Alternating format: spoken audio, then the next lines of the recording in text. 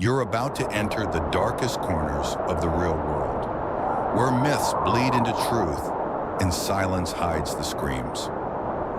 Welcome to Hollow Pines Tales. I've always believed that some places in this world are not meant to be touched. Places where the laws of nature bend or break entirely. I never thought I'd find myself in one of them. But what happened to me out in the barren heart of northern Mexico, in a place called La Zona del Silencio, changed everything I thought I knew about reality. It started as a simple research trip. Nothing more, but it became something else, something terrifying. I still can't explain it fully, but maybe if I tell it to you, you'll understand.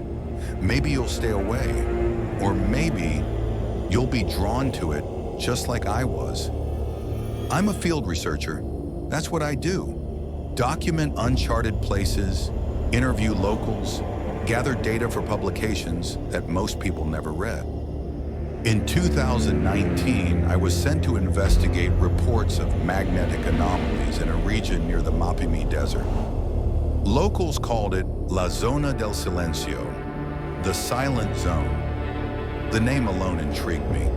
I was told that radios wouldn't work there, that compasses spun in circles, that lights appeared in the sky without warning, that some travelers never came back. I brushed it all off as myth, just exaggerated desert folklore. I packed a satellite phone, a standard compass, a backup GPS, and enough supplies for 2 weeks. I hired a local guide named Raul, a soft-spoken man in his 50s who had lived in the area his whole life.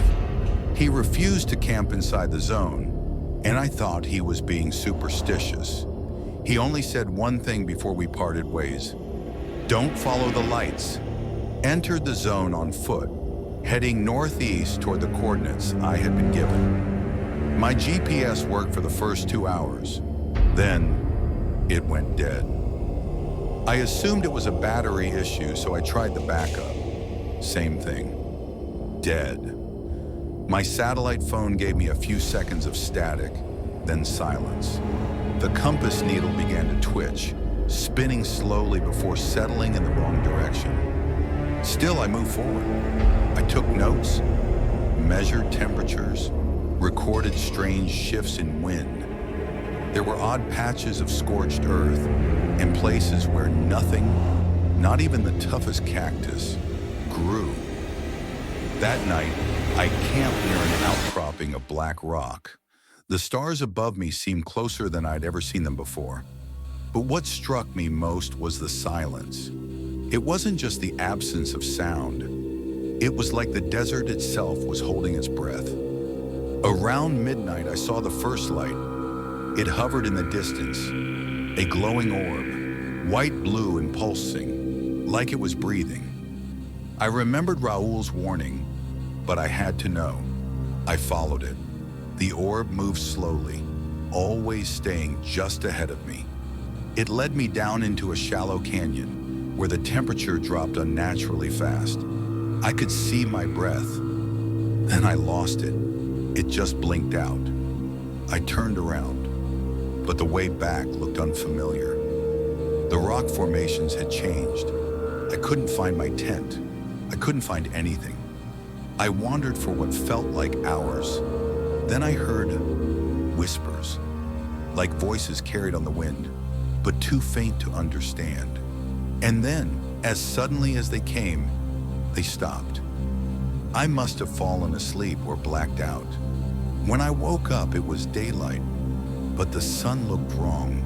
It was pale, dimmer than it should have been. The sky had a sickly greenish hue, and then I saw them. 3 figures standing on a ridge, human-like but too tall, too thin. They didn't move, just watched me.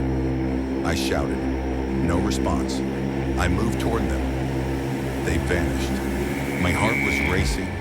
I tried to retrace my steps, but every direction led me deeper into unfamiliar terrain. Time didn't seem to move. My watch stopped working.